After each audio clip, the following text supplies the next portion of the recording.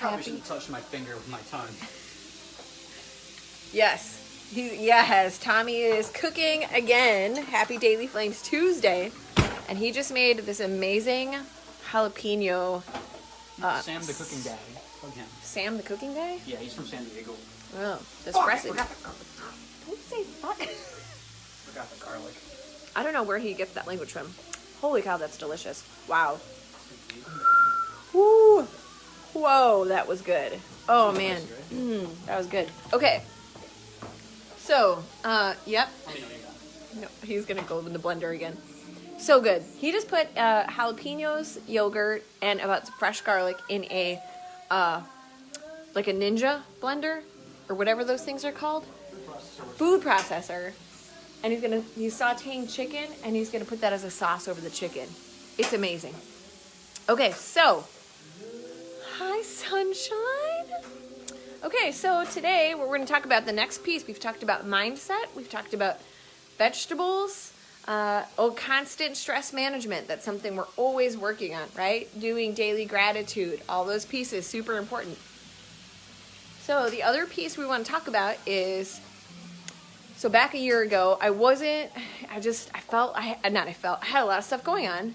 And so I was constantly struggling between training and movement and which was more important, right? So hands down, if you're not doing anything, if your goal is fat loss, your goal should just be movement. Don't be stressing about, I have to get to the gym to lift, right?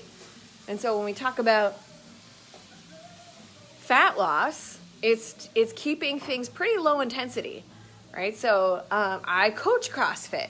Doesn't mean you have to sacrifice all the things you love. I am a CrossFit-aholic also, right? However, I toned that down a ton, to the point of maybe 2 WODs a week. So this is a year ago, okay? Maybe 2 WODs a week. And doing those WODs like HIIT session.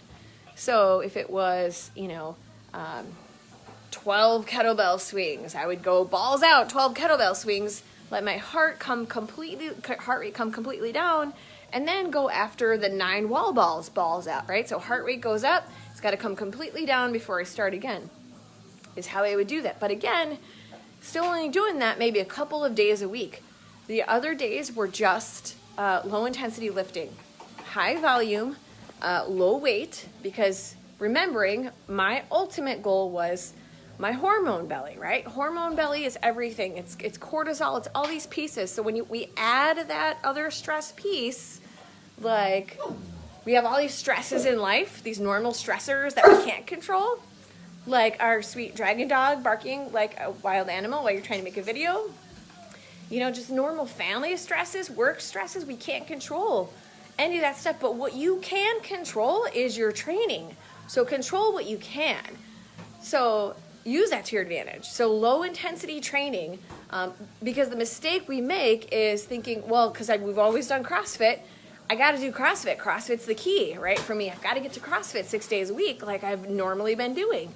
That's not the answer. It's not just CrossFit either. High intensity training is not, and everybody's different. However, adding another stressor, and we know that when the higher intensity, and that also includes lifting super heavy when you're not fueled for it. You're not fueling for it and you're not recovering for it.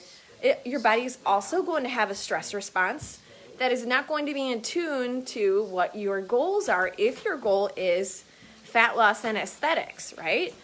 Because what comes with aesthetics is the hormone piece. So you got to look at it like all the stress we already have going on in our everyday. When we are grabbing and choosing high intensity training on top of it. We are choosing to place another stressor on top of our bodies for our hormones and all that stuff. So just think about that piece, training, right? It's not all high intensity. There's a time and a place. So now that I'm done, doing all the stuff that I wanted to do, and I'm at a place aesthetically that I feel like my hormone belly is in a good place, now I'm increasing my food and going heavier with my training, which feels amazing, by the way. And this is week 3, and I'm already seeing changes. I felt like I had the flattest butt ever. And there was one thing I always prided myself in is having a great butt. I felt like that kind of went away through, just focusing on constant fat loss. But it's okay, because we're getting the bubble back. The bubble's back. Hashtag get the bubble back. So yeah, training. Like that was a huge focus. And also 10,000 steps. I kind of got into a slump of I'm working and I'm at my, sitting at my computer, not getting steps. So set an alarm for yourself. I was to the point I needed to set an alarm for myself every hour to get up and move. And literally it's just walk around my house. It was walk around my neighborhood. If you don't have time, if you're like, I don't have time to train and I'm not getting my steps, you have to remove the overwhelm. And overwhelm is feeling like you need to do everything at one time. That's not the case. If you have this overwhelm, all I want you to do is move. Just get steps. Moving trumps training if your goal is fat loss. If you're not getting 10,000 steps, you're getting 4,000 steps a day, but you're also lifting. You got lifting in, but your goal is fat loss. Which do you think is going to do you more good? It's the constant movement through the day, right? So, and that guy right there, that's my watchdog from my other house, my little wolf statue. Okay, I hope you guys have a great night. So that's the other, it was a huge shift that I made, but it made a huge difference in the past year for me. And it had a huge impact on my hormones because it affects your stress level.